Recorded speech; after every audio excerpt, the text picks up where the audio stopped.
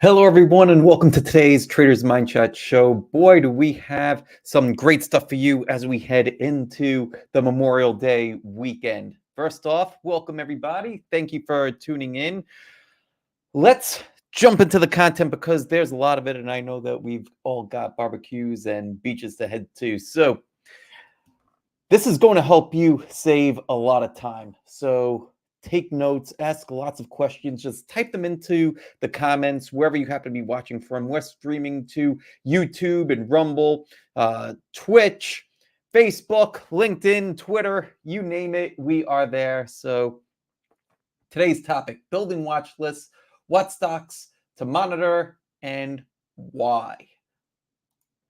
So the importance of a good watch list, let's start there. The first thing that it's going to do is give you the best of the best stocks in the market. It's going to help you be prepared for when we get down days in the market like yesterday, and you're going to be ready to buy or know what types of actions to be able to take when the market is zigging and zagging. No matter what it's doing, the buy list, your watch list is going to give you so many insights into the overall market. It's going to help you keep your fingers on the pulse of the market. Just by what the stocks that you're monitoring are actually doing, you'll have a real-time sense of, is the market pulling back constructively into areas where you might want to get interested? If it's selling off and it's time to get defensive, it's going to help to give you this three-dimensional view of the types of actions that you should take. And simply by building a watch list, right, it's going to help you filter out a lot of noise. It almost sounds too good to be true, right? Just having a list of stocks is going to do all this kind of heavy lifting for you. Yes, it is. This is the kind of stuff that worked for me when I was trading part-time, and it's the same kind of stuff that works for me today. It's going to save you a lot of time, and that's why I wanted to present this to you as we head into Memorial Day. So again, as we have questions throughout this entire broadcast, just type them into the chat and we'll get to them as soon as you put them on. So a little bit about me, because we've got a lot of new people coming on. Some of you know me, but it's good to share a little bit. So I've been trading successfully now for about 15 years. I've been trading total for 25. So it was rough those first 10 years. For those first 10 years, I didn't have any kind of a process. I didn't screen for stocks. I didn't build watch lists or do anything that I'm doing now. Once I did, at about year 10, that's when the success started. And so hopefully we'll help give you a leg up and help put you on that path. And everything that we're doing here, you could absolutely do. It might take a little bit to get the ball rolling, but you'll be able to do this soon enough. Hell, if I'm able to do this, certainly you can. I was an IBD meetup leader for 10 years. That's Investors Business Daily. Some of you know that newspaper. It was founded by William O'Neill. It's kind of like the Wall Street Journal for people that trade specifically growth stocks or CAN-SLIM stocks. We'll talk about CAN-SLIM in a little bit. But it's a wonderful paper, and they have meetups all throughout the country. They had one in my hometown of New York City. I went there, and I was invited to be a meetup leader there for 10 years. And so I was doing that. I've also authored 2 books, The Mara Mind Shift Guide, which is a beliefs workbook, The Trading Mind Wheel, which gives you 8 essential skills for trading mastery, and I coach aspiring swing traders. So what you're going to learn today. Today, you're going to learn all the different criteria for selecting stocks for your watch list. Technicals, fundamentals, how to screen, all that. The tools and resources to use, a live demo of the whole thing in action, plus plenty of time for Q&A. So let's jump in. So criteria for selecting stocks. Some of you may have heard of CanSlim. Actually, uh, let me know who in the audience has heard or is actively using CanSlim. I'd like to get a pulse on that. CanSlim was founded by William O'Neill. Basically, he's looking for growth stocks. He went into the market and he wanted to find the types of stocks that were able to move up substantially in a relatively short period of time, that being over the span of several months to a few years. So that way he could identify those and ride them for as long as he was able to ride them for. That was great. That was where I got my start. And for the first probably about 9 years or so, I was doing exclusively CanSlim style trading. But as time progresses, and as it will for you too, when you learn other people's models, the best way to get a leg up is to model success, right? And so that's what I did with O'Neill. Over time, you're going to learn things from your own observations, things from some other people, and you'll come up with your own. So what I came up with was Eagle, right? And so that's my spin on CanSlim. It makes it a little bit more um, efficient, I think, a little bit more approachable as a part timer. Right, O'Neill was running his newspaper, or well, it was giving information to major institutional advisors. Wanted to help the part timers, and that's why he created all the meetups and the papers and all this great stuff. From a part timer's perspective, I tried to make it more efficient. So that's where Eagle started to come into. And so here's what Eagle is. It's an acronym and it stands for these things here. So extraordinary earnings, sales, and or projections. So if you're familiar with O'Neill, he's not taken into account projections as much. He also wants earnings and sales to be present. I'm happy if there's earnings or sales or projections. That widens the net a little bit more. So that way, some stocks that don't have any earnings or sales yet, but have projections that are off the charts, are able to pass the screens. Next, asymmetric reward to risk. I want stocks that have the ability to give me a entry that's going to have this much risk and be able to produce this much reward, and to have a relative higher probability. I screen for all this kind of stuff. Growth and game changing. I want to look for stocks and companies that are changing the way that we live, work, and play, that have strong fund ownership, growth in fund ownership, and are growing within their niches. Leadership, leadership in the market and among its peers, right? And there's ways that we could evaluate that. We'll take a little bit of a look at that too. And also the overall environment. If we are swimming against the tide, it generally doesn't work out too well. So that is Eagle.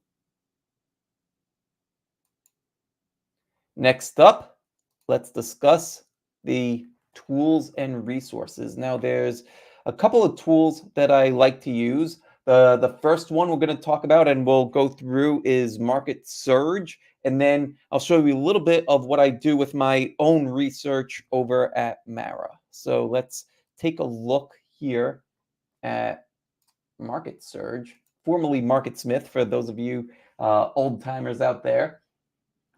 And so this is a screening tool. And what I'll do, and what you see on the screen right now, is that the Market Surge database is comprised of over 10 10,000 stocks right here.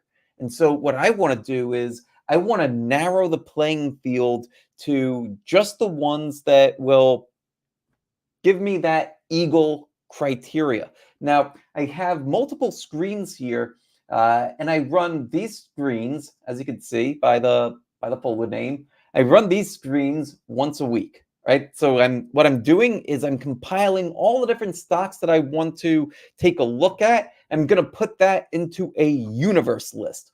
Get into that in a second.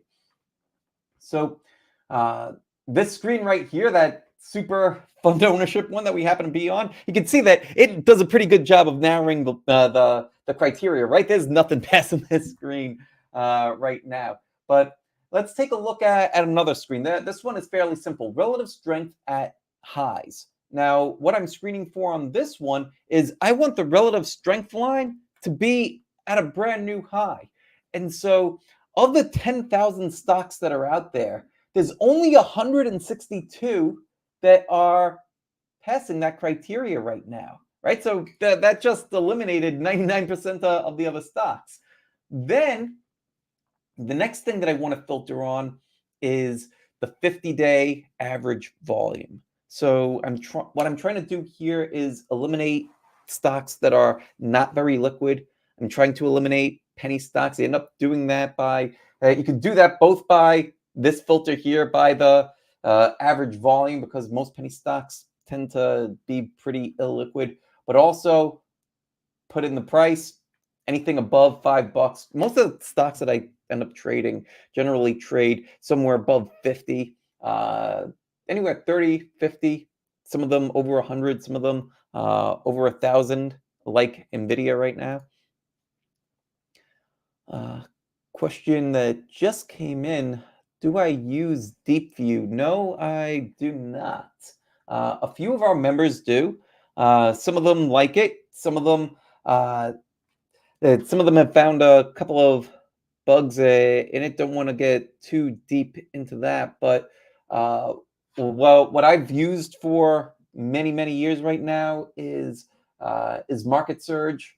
I like them a lot. That they make the process very efficient for screening. Well, like you can find all the different criteria, build your own screens, have pre-built screens, and then come up with all these lists here, right? And so anyhow, the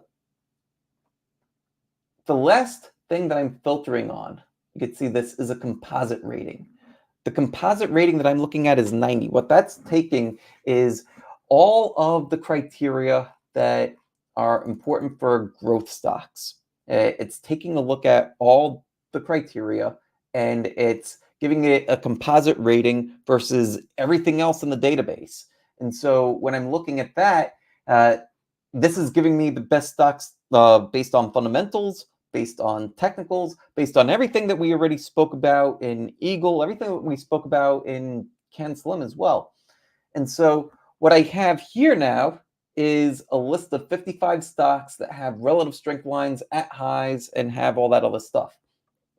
So what I'll do is I would flip through this list, right? Like this is a name here, wasn't on the list before, looks very interesting. I'm going to add this to my universe list. I'm going to check the box off, go to the next one here. Here's another one, right? Fortuna Mines. Now this one, just a week or two ago, would never have passed the screen, right? Because it was under $5. But now it is. And so now I'll add that one to my universe list as well. And I'll just flag that. And we'll keep going, right? NetApp is now passing the screen. And so what I'm doing, I'm collecting all the stocks that passed that initial fundamental round of Eagle stock criteria. So that way, now I know that I'm looking at the best of the best.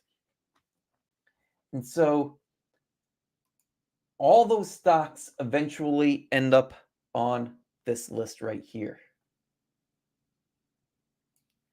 I have 373 names on this list. I have a few more screens that I need to run. I'll run all these screens later on, right? This is a half an hour show. We don't have time to get through all of them. there's a bit more explaining. I want to have plenty of time for a Q&A as well. But I'll go and I'll run each one of these screens here. Uh, just show you maybe one or two more of the screens. Here is a screen that I call Rocket Scan. Now, what this one is primarily looking for is an acceleration of 100% in 3 months or less. Not too many stocks out there are going to be able to do that. So you can see that it narrows the field down all the way to 39, right? So this whole screening process is ultra efficient.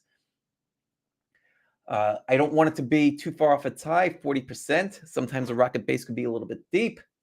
And then with all this criteria, the 50-day average volume, with the composite rating, that's filtering out everything even more. There's only 6 names on the list. And because all these names here are flagged, I already know that they're all on my universe list already.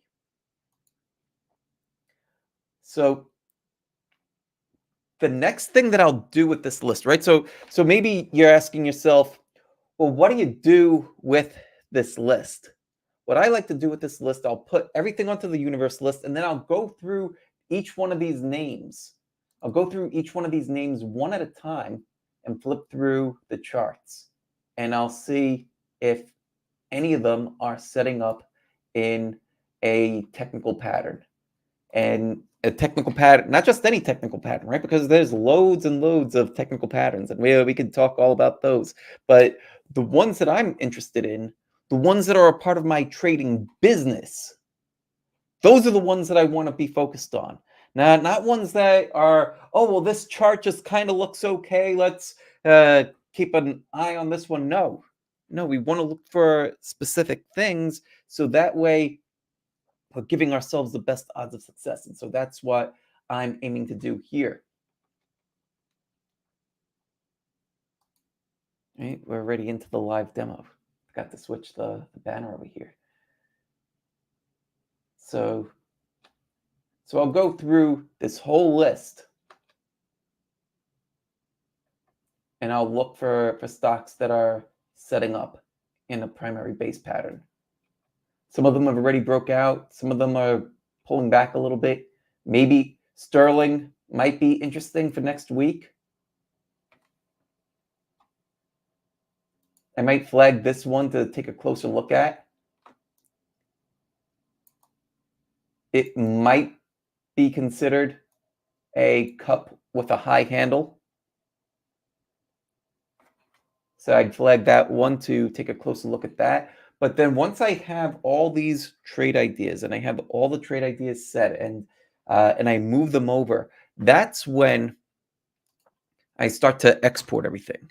And that's where I would put them into the Mara research. Now, what I'm going to do with the Mara research is I'll have my whole universe list in here, right? Well, why don't I make this a little bit bigger for everybody so that way you can see it. Now, I'll have my whole universe list in here. And then what I'm going to start to do is slice and dice the list a little bit. So that way it gives me even deeper insights into the market. And that right there, right? Just from a simple list, just from a simple spreadsheet, this is how I'm going to keep my finger on the pulse of the market. This is how I'm going to end up filtering out so much noise. Just by looking at this list, what I've done is I've added a column right here at the end for group rank change. And so what this is going to tell me is this a stock, right? For each one of these, it's going to tell me, is the group rank improving from week to week, or is it getting worse week over week? So for example, like down here, I was able to see that NVIDIA, right there, this is last week's list. I was able to see that NVIDIA's group rank improved by 9.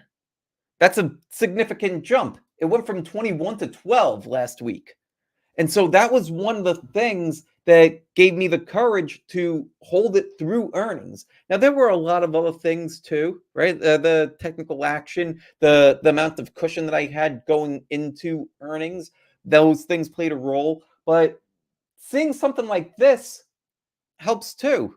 Knowing that you have the win from the industry group at your back, is super helpful. That's something that helps to push stocks higher. And so that's why I pay attention to those kinds of things. Then, well, what I'll do, I'll take the ones that are advancing fairly rapidly, per the group ranks, and then I'll dump them into a new list, right? And so this list that I have here, sector leaders, each one of these, each one of them, they're all in rapidly improving groups. And all these ones that are highlighted here, each one of them made higher highs versus the week before it, and or had relative strength lines that were also making new highs. You might ask yourself, why is that important? Why do you want to keep track of which stocks are uh, making new highs? Well, if these ones are leading presently, then I want to note that on their charts.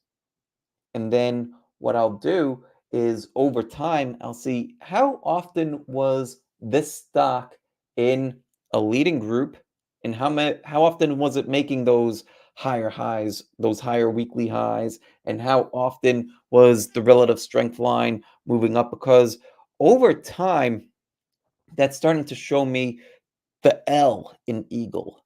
Which ones are leaders, which ones are leading their industry groups. And guess what?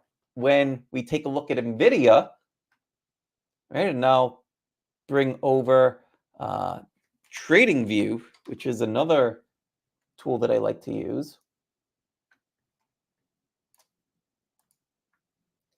you can see here that it had, these are all my flags for sector leader, right? So it was a sector leader many, many, many times over. And so when it was consolidating down here, I decided to take a position, and I took a position right here at $922.30 as price was breaking out here. And then how did I have the conviction to hold it? All the things that we talked about. It was a sector leader so many times. The industry group was rapidly improving. The technical action of it, we didn't really mention technicals too much, but the technical action here was pulling back to support and then finding some support right around the pivot area. I'm up about 4 or 5% at this point. The moving averages are moving up steadily and are able to support price, or giving more reasons for price to be supported. So I decided to hold through earnings, and so far have been rewarded for it. So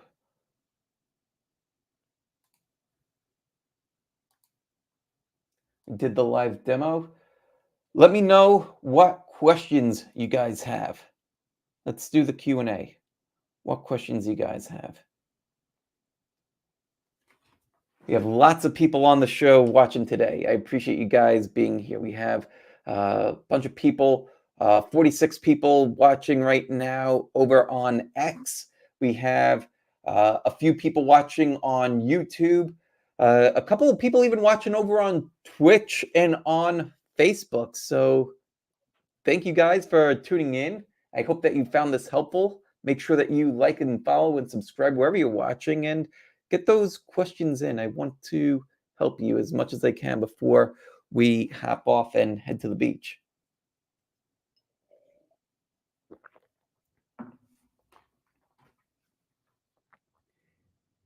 Here's a couple of more things about uh, what we had going on, well, with all those different screens.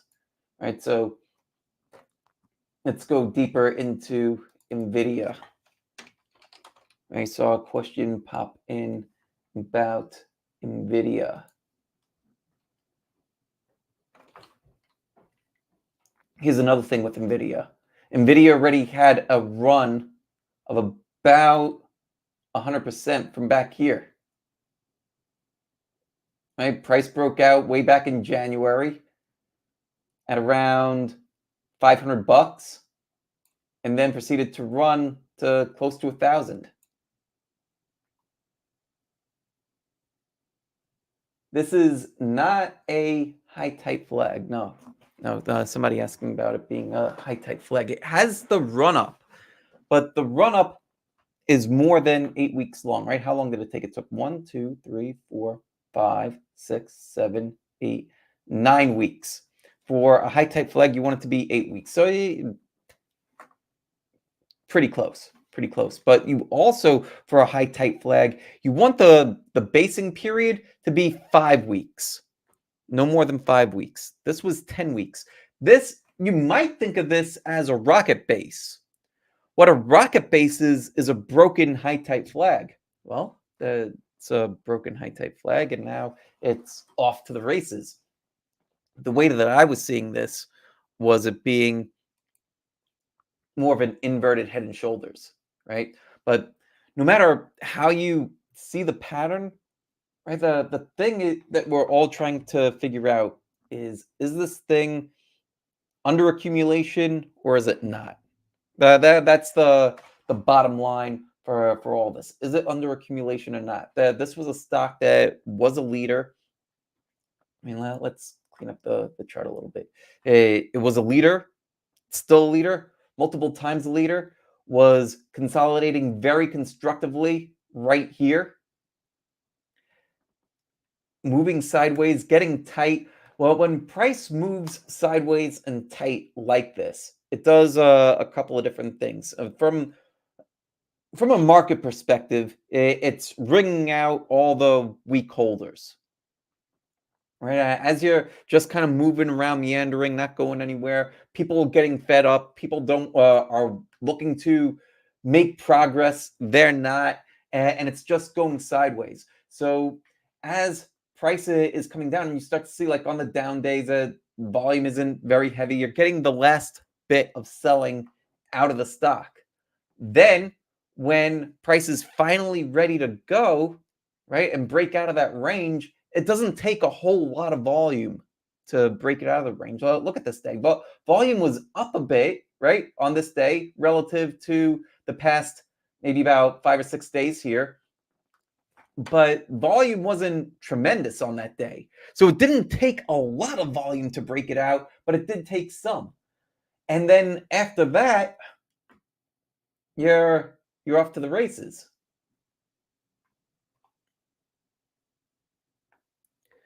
Question from Joe McGee. Can you comment on Texas Roadhouse? Yeah, let's take a look at Texas Roadhouse. All right, so what are we seeing here? Let's zoom out a bit. And why don't we take a look at it too over in MarketSmith, right? We're going to use both of them.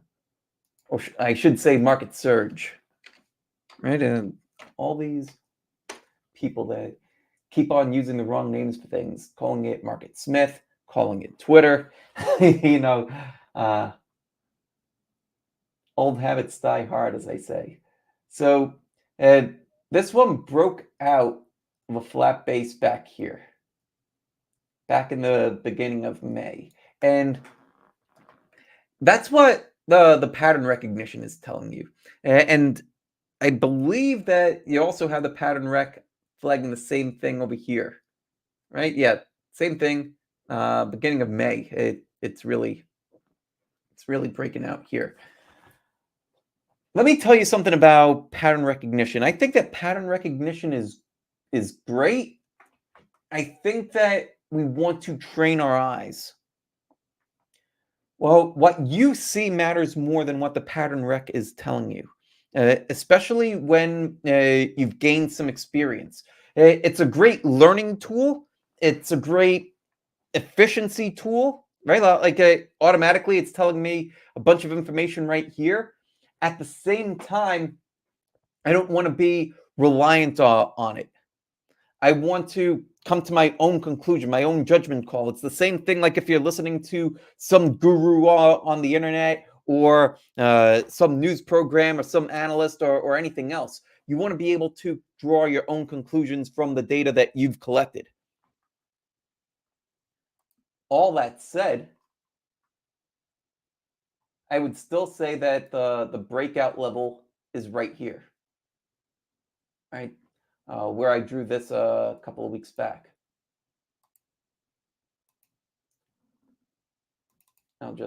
Let's highlight this as the pivot. And so what happened here? What happened here? So price had this huge move up on earnings. And this is generally what I like to do.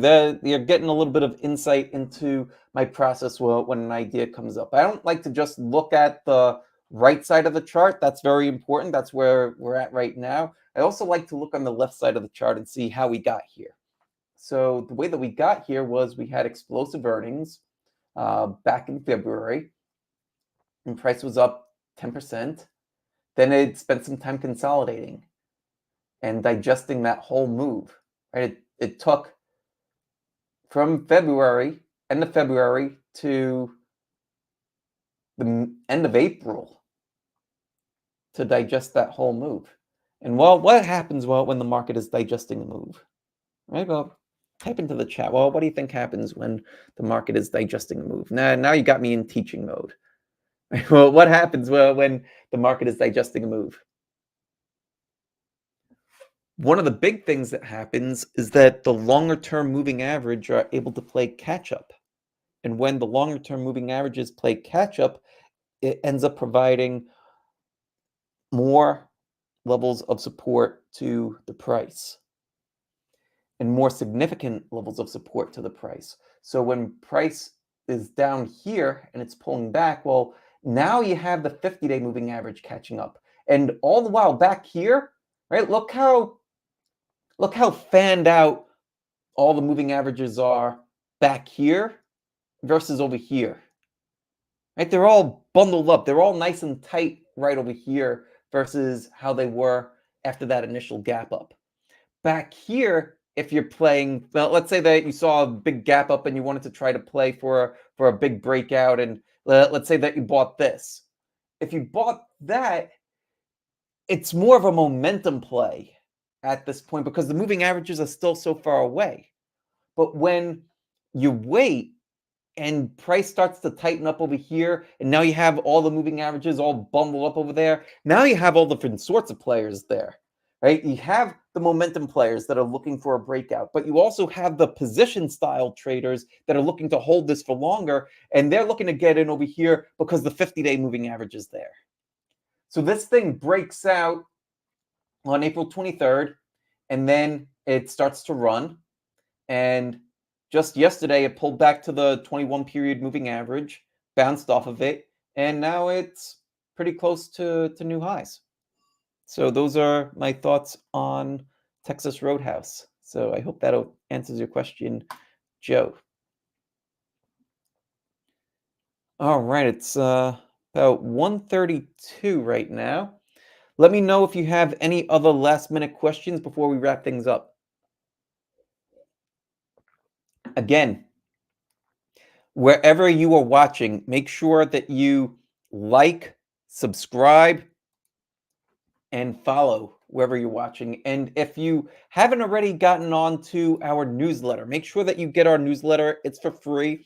Go to marwealth.com/newsletter and you'll get this thing delivered to you just about every day. Well, we've shifted from just a once a week newsletter to something that's giving you value every single day. And whether it's stocks that I'm looking at, a little bit of analysis, there's a lot of education that's going into the newsletter and trying to give it in a matter of fact way to help people out that are trying to make sense of the market and do this part time. I know what it's like to have a 9 to 5 or a 9 to 6 or sometimes even a 9 to 7 and try to make sense of the market. It's not easy. And so that's what I'm aiming to help people with this newsletter. So there's lots of value in there. Go check it out, marwealth.com/newsletter. And I think that's it for today. So I want to say thank you all so much for watching. Truly appreciate it. It's always a pleasure to be here with you. and I'll see you again next time. Have a very happy Memorial Day. Take care. Much love. God bless. Peace out. Hey, thanks so much for sticking around to the end. If you're new here, hit the subscribe button down below and become a part of the Mara Wealth community. And make sure that you check out some of the other videos on the channel. They're exactly what you need to see. And leave a comment down below. I read all of them. Leave a comment.